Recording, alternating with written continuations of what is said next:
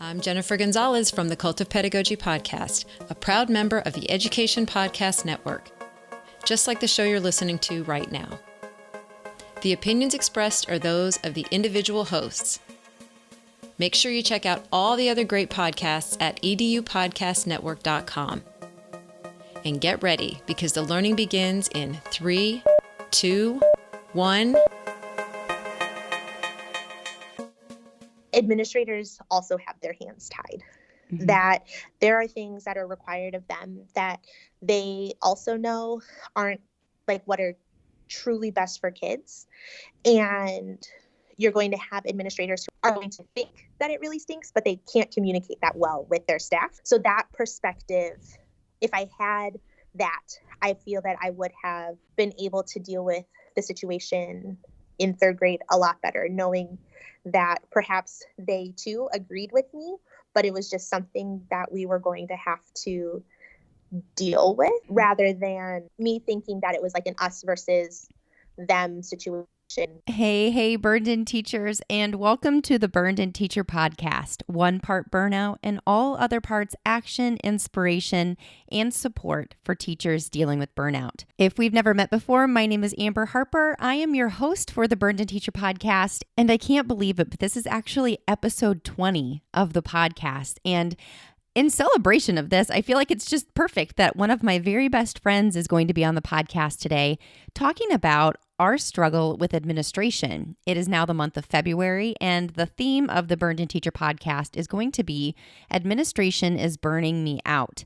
The more research, the more conversations, and the more reflecting that I do on, how difficult teaching can be, is the fact that your administrator and your relationship with your administrator can really make or break your experience as a teacher in a building. And not only that, but every building is different. Every administrator is different. We're all people dealing with people, both above and below us in our jobs. And I'm so grateful that Rachael came on the podcast to help to share our story and our lessons that we've learned from mistakes that we made, both together and separately with our teams, and a little bit about our journey together and our journey as we separated from that school professionally, definitely not personally. She and I talk almost on a daily basis, but Rachael has a lot of value to add for the podcast today in helping us to understand what we can control, what we can't control, and how to find people to talk to that will help your blood pressure go down rather than up. But before we jump into the interview, I want to let you know that this episode was brought to you by the Teacher Burnout Quiz. Find out what type of teacher burnout you're struggling with so you can take the appropriate steps necessary to begin to beat it. This quick 6-question quiz will help you not only identify what burnout type you are, but I send you results that include action steps you can begin taking today to begin beating the burnout. Go to burnedinteacher.com/burnout quiz and begin to take control over your burnout today. Now let's get started. Welcome to the Burned In Teacher podcast. I'm Amber Harper, and the educators on this podcast are brave enough to share their stories of burnout with the world. On BIT, we get real, we get honest, and we take action. Action against the burnout with stories from burned out teachers, advice from experts, and actionable steps you can take today to beat the burnout and become a happier, more fulfilled human being. Let's get started. Rachael, I'm so glad you're here today on the Burned In Teacher podcast as one of my best friends and as someone who I know has a ton to share with teachers about burnout and great advice for everybody. So thanks for joining us today. No problem. Thanks for having me.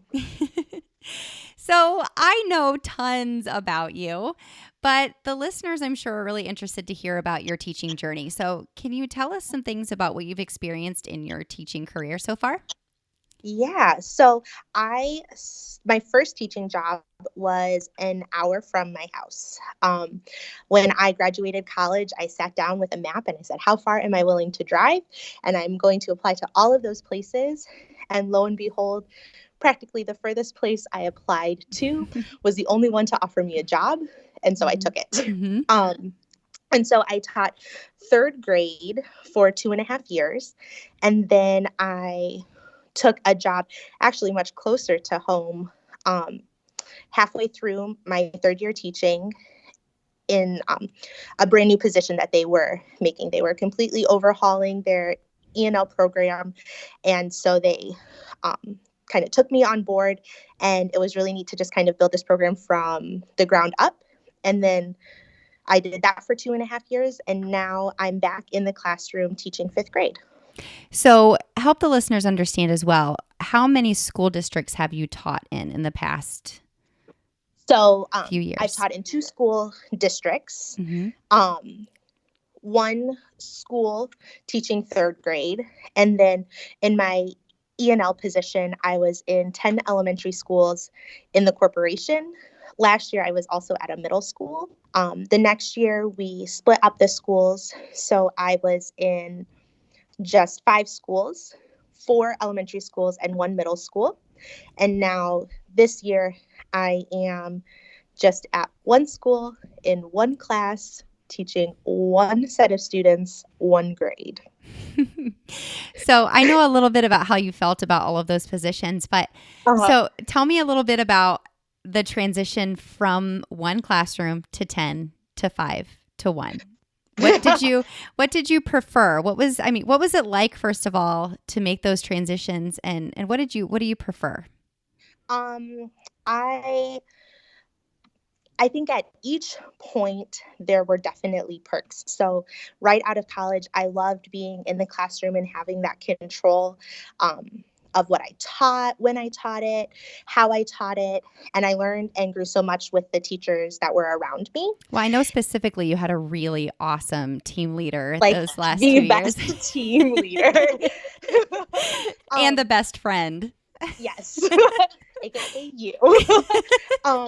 And so, like, I loved being in the classroom and just getting to be innovative and doing really cool things there. What became hard was administrative decisions and perhaps like my immaturity being fresh out of college and not being able to communicate as well as I could now, issues that I was finding. And so towards the end, it became a bit stressful. But then I really enjoyed then my new position within E&L, where we got to just build this new program, because I got to bring my E&L expertise with my minor from college and my additional licensure, and just getting to work with so many different building principals and teachers and experience a lot of different buildings and how those atmospheres can vary from like clientele of students to how the principal's running the building to just how the staff get along and collaborate and work with like auxiliary teachers in that case. But then I guess in that instance, it was a lot of dealing with adults and teachers and those kinds of problems, and not so much getting to innovate and create lessons like I had been doing in the classroom. And so I love now having had both of those experiences, getting to be back in the classroom gives me a different perspective on how I'm interacting with our support staff. So like our E&L teachers, our Title I teachers. And then I'm getting to, again, be able to innovate and create and teach in the way that I've always wanted to teach. You got a lot of different perspectives from that position with the 10 different schools. I mean, that's probably more than 10 administrators when you factor in, like assistant principals or deans, and then, oh my gosh, countless teachers, because you pulled students from multiple classrooms in those schools, correct? Yeah. So I was working with students kindergarten through 5th grade at the middle school, 6th and 7th graders. So there's 6 teachers that they all had. So yeah, I definitely learned the art of communication in that position, which then, like, looking back to when I was teaching 3rd grade, I wish that I had those communication skills because I probably would have handled things differently, but live and learn. Yeah, me too. Me too, my friend. So I did ask you though, which one do you feel now, looking back now as a full-time classroom teacher again, which one do you prefer? I definitely am preferring where I'm at right now. And I don't think I could pinpoint like a specific reason because I'm not that same like teacher or person that I was. And I have all of those different experiences. It allows me to appreciate my position now and work with our support staff a lot differently because I've been in their shoes and I know what it's like when teachers aren't willing to collaborate with you or aren't sharing what's going on in the classroom. And so just all those different experiences have allowed me a different perspective right now in my room. Mm-hmm. If you're burned out, I'll bet you catch yourself saying things like, no one can possibly understand where I'm coming from, or what's wrong with me? This is what I went to school for. Why am I so miserable? And even things like, if I tell anyone how I'm feeling, they'll think I'm being negative. I am so burned out. Maybe I'm just a negative person. But saying these things doesn't solve the real issues you're struggling with. You have to do something. Teachers from all over the world have joined the Burned In Teacher Facebook group for reasons such as there's too much to do and no time to do it, or my administration doesn't offer any guidance or support for me, or my class is out of control, plus many, many more reasons. These are all issues that we tackle in the Burned In Teacher Small Group Program. Starting April 8th, the doors are open again for another Burned In Teacher tribe of teachers who want to join this group and start taking control over their burnout. Throughout this 8-week program of support, you won't just get access to me, but also access to Burned In Teacher mentors who have finished the program, as well as the current members who are in your tribe. We will have weekly group calls, access to our Burned In Teacher Tribe members-only Facebook group, and of course, a Burned In journal to help you to document your reflections and actions throughout the program. For more information or to read and watch testimonials from past Burned In Teacher Tribe members, go to burnedinteacher.com/BIT coaching. That's burnedinteacher.com/BIT coaching to get all of the information that you need to decide whether or not the Burned In Teacher Small Group Program is right for you. Doors are open now for you to register for the April Tribe. Let me take you from burned out to burned in. Rachael, tell me a little bit about a time that you've experienced burnout and what you've done to solve it, or if you're going through it now, what you're doing to support yourself through it. Okay. I can think of a time back when I was teaching third grade where I was having a lot of difficulty getting my point of view across to my administration. Mm-hmm. And we were having lots of issues where I was bringing up a situation with a student and I didn't feel like it was getting solved appropriately. And my administration thought that I was going above their heads and trying to solve this problem. And it was so insanely stressful. It got to the point where I am only able to have a conversation with a building administrator if I had a union representative with me and they had an additional administrator with them so that both sides could have their sides of the story documented and recorded. And it was just absolutely ridiculous and frustrating. And it essentially became the reason why I left teaching third grade mid-year. Prior to that point, I had done really awesome things with my students and my administration had seen that. So they'd given me students that presented lots of different challenges. Mm-hmm. And so with that, I had students that were requiring me to take them to RTI and through the RTI process, students that were potentially going to be tested for special education services. And without being able to communicate with my administration just on like a drop-in basis, I was going to get nowhere with them.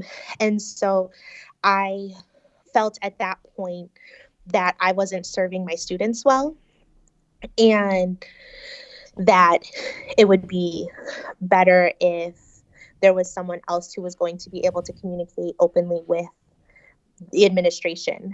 And so that's kind of what led me to leaving that position mid-year. And I mean, it was just super intense burnout. I remember going home and the stress of the day, I would fall asleep at 5 and not wake up until 5 the next day because of just everything going on.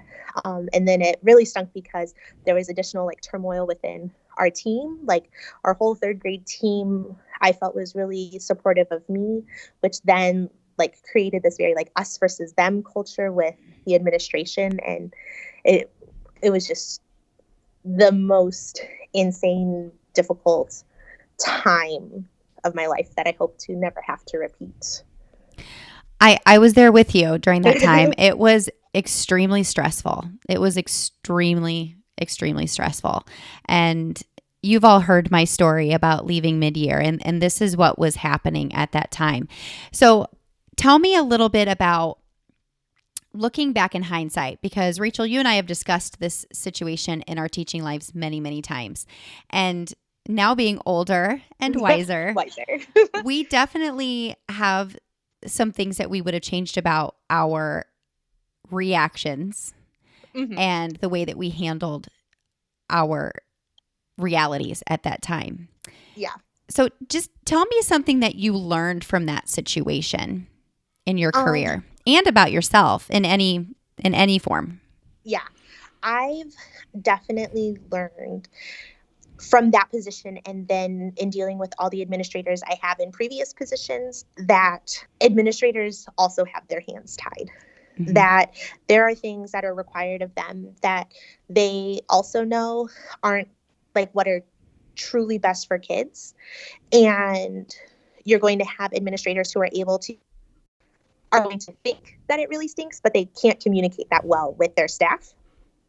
And so that perspective, if I had that, I feel that I would have been able to deal with the situation in 3rd grade a lot better, knowing that perhaps they too agreed with me, but it was just something that we were going to have to deal with, rather than me thinking that it was like an us versus them situation where they thought that they were right and I was wrong, and they were just like trying to get their ideas and points across. Do you feel like you took the situation personally? Yeah, definitely. And that's something else that I've realized in my wise age now. Your wise age of 27. Oh, I'm 28. Oh, 28. Sorry. But, in my maturity over the time, I've learned to not take those things so personally. I mean, a couple of weeks ago, I had to sit my students down and we talked about our locus of control. And I was like, you guys, these are the things that you can control, and these are the things that you can't, because they were having issues. And even though I knew that back in that time, I wish that like someone had sat me down and be like, Rachael, these are the things that you can control, and you can't control the secretaries and your administration and your boss and your boss's boss and all of those things, because it was hard going through all of that. It's hard when you're in the thick of drama and turmoil to remember that. It's really, really difficult. So what would you tell a teacher that is in a situation of just stress coming at them from many different areas, from their team and from their administrator, people who are just feeling, even maybe feeling under attack, because I know that's kind of how you felt. Yeah.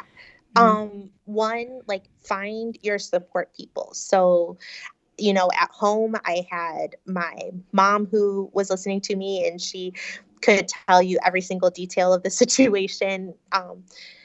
Just, having that person who's removed from the situation, but can, listen to your play by play. But then also, like, find that support system within your school. So whether it's someone like your team teacher, or even just like the custodian who's going to listen to and talk to you about the situation, just having someone in your building is paramount. Like, it's so important to be able to like run to someone like on your lunch break, or at the end of the day when stuff's gone down, to just be like, oh my gosh, just listen to me. I'm not expecting you to solve all of the world's problems right now here with me, but to have someone there who's going to listen. I remember having like a very tense conversation with our assistant principal when I was teaching third grade, and going back to my room, and a friend saw me, and she like knew that I needed to vent, and she closed the door, and I was livid, just like so upset with the injustices that I felt were happening. And we didn't solve the world's problems, but just being able to share that right there in the moment helped a little bit. It can make a huge difference. So I have another question about the venting that you mentioned. Yes. What do you feel is the difference between venting and seeking support that can help you to be successful in that stress, in that stressful position? Ooh, that's a good question. I feel like venting, you're not seeking a solution, or you're not seeking an answer to what's causing you stress. It's just, this event happened, and right now I just need someone to listen. And versus like not, I guess, trying to problem solve it. So this is my problem, and then figuring out how can I make myself feel better about it. The reason I ask you that question, Rachael, is because I feel like as a team, we were really great at supporting each other. But I feel like we were great at supporting each other by venting. Yes. And as the team leader, I'm really embarrassed and ashamed that I took the situation so personally and did not seek solutions. I only sought for people to agree with me and us in our situation. Does that make sense? Now, I'm not saying that other parties I feel are completely innocent, but what I am saying is that I wasn't innocent either. So, yes. But I feel like if I hadn't had that situation in my teaching life, that I wouldn't have grown to be the type of teacher and leader that I am now, because I made those mistakes. That I've grown up not only through gaining years in my life, but grown up in realizing the perspectives that I should have and could have taken in that situation. Do you feel the same way? I do.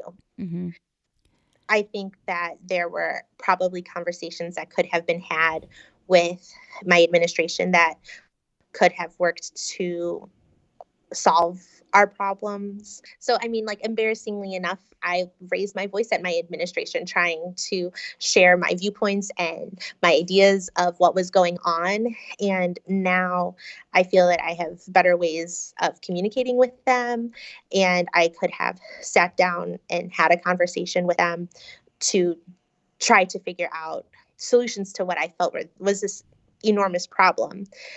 And just realizing, the students in my classroom were going to stay the students in my classroom. That wasn't going to change. It was just going to be, how was I going to handle teaching them? So you said, number one, find a support system, not a vent system, a support system, someone who you can bounce ideas to solve this drama or this stress. Yeah, someone who's going to, I guess, lower your blood pressure. I feel that sometimes vent sessions turn into this situation where like everyone's blood pressure is like rising because you're sharing all of the problems of the world your classroom Mm-hmm. at once, and everyone's just sitting and complaining. And I think that there's a totally valid point to that. And there, are times when that has to happen, but you need a system where you can just sit and be like, this isn't working. What do I do? I love that. I think that is a great way to put that. So you need to have a support system that helps your blood pressure go down rather than Yes, up. That is exactly. wonderfully put, Rachael. And second of all, you said open up the conversation with your administrators.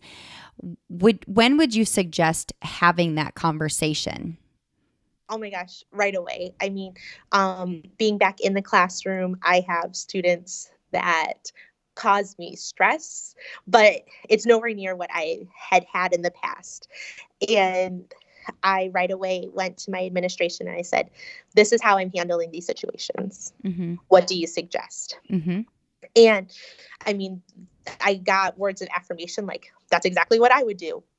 But just taking that on my own rather than after 5 office referrals, sitting down with my administration, going and I guess almost humbling myself to say, this is my problem. This is what I'm doing. What do you suggest? Mm-hmm. So that my administration is seeing that I'm wanting to grow and take their suggestions. Mm-hmm. I think that's a great approach. Do you have any other suggestions for teachers going through this? Just like I said before, remember what you can control, and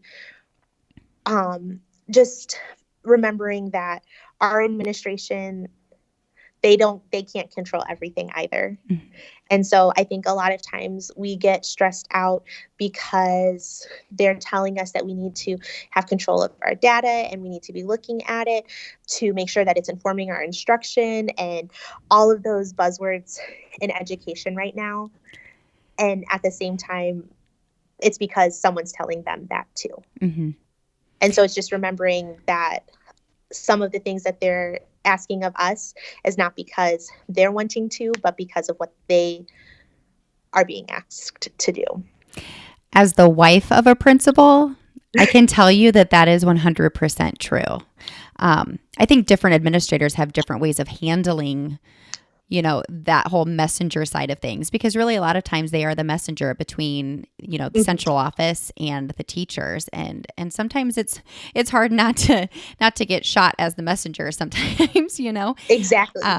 But there are different ways that you can, convey that information to teachers or support them in different ways. Different principals have their different strengths, but it's hard.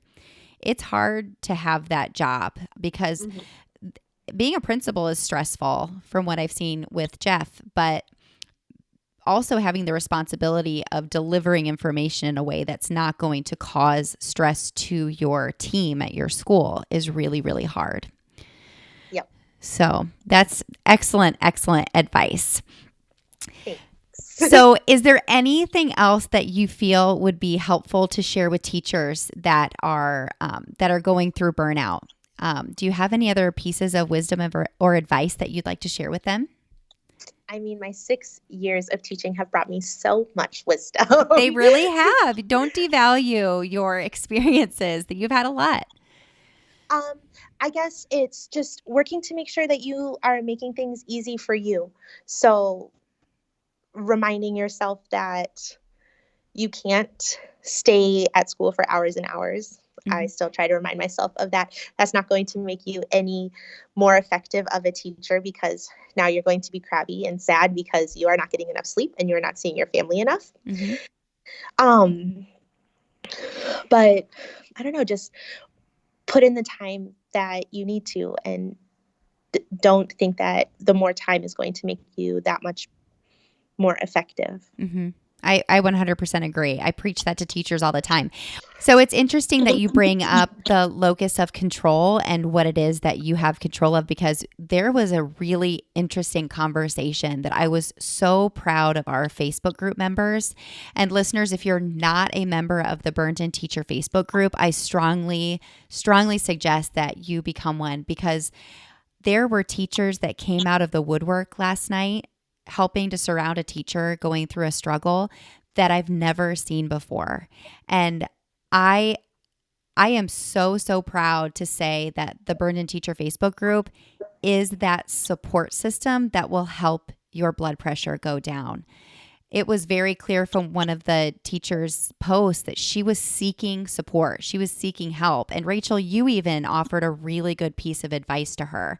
So in your experience, would you agree that this is something that is helping teachers to bring their blood pressure down? I just love how you brought that up earlier. It's Oh my such a gosh. great way to think of it. 100%. I know I commented on that post just saying, don't doubt yourself. We as educators are constantly seeking professional development and finding ways to improve our craft.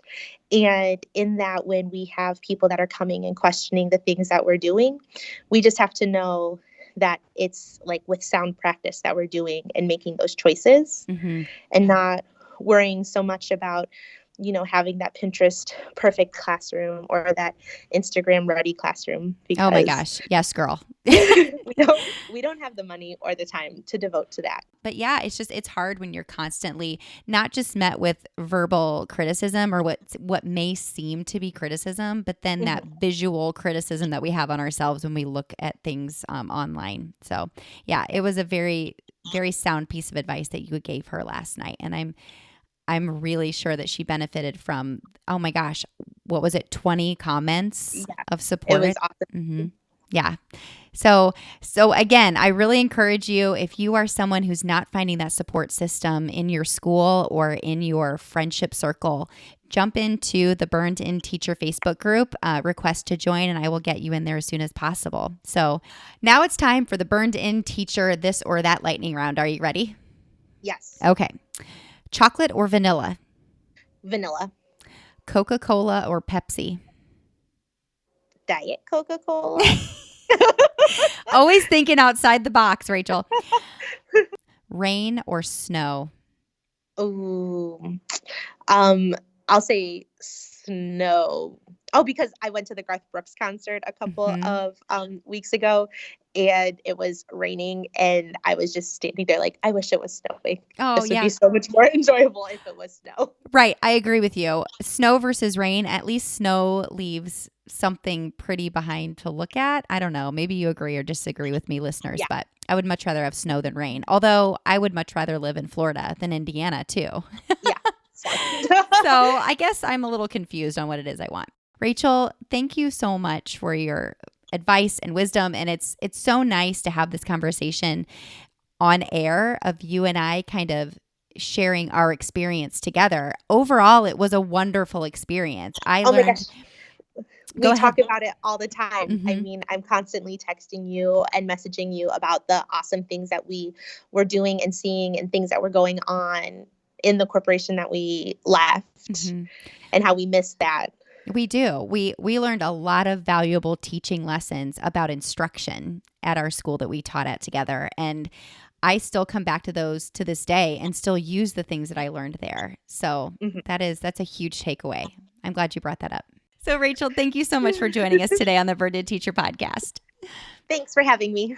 So there you have it, the ins and outs of Rachael and I's experience with reflection over the way that we handled our relationship or lack thereof with our administrators whenever we worked together several years ago. Rachael had such sound advice, as many of the guests on the podcast have, and I am so ready to share them with you. So, Rachael, my takeaways are really, really solid from you today. Have conversations that lower your blood pressure rather than raise it. As Rachael stated, when she and I were working together and really struggling with our teaching journeys, we talked a lot, which is great. It's amazing to talk to people who understand, but we really weren't talking each other down. We were having conversations that really raised our blood pressure and didn't help to solve the issues that we were having. The second piece of advice that Rachael gave was to start conversations with your administrator the minute you feel there is a problem, and ask them questions that show vulnerability and willingness to grow, such as, what would you suggest? Or, have you ever experienced anything like this before? Or, what advice do you have for me? not waiting until you've sent 5 office referrals, tried numerous things, and now you're just coming to them with a sense of extreme frustration. This really shows them that you're willing to be a team player and seek support right away from them whenever you are having a problem. The next piece of advice, I love this. Humble yourself.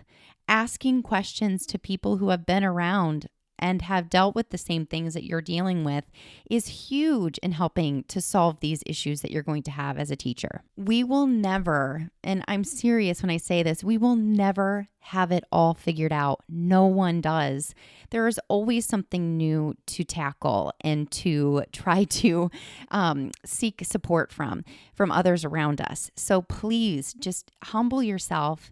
Ask for advice and support from people that have come before you and may be able to help to take the stress off of your shoulders a lot earlier than you trying to do it yourself.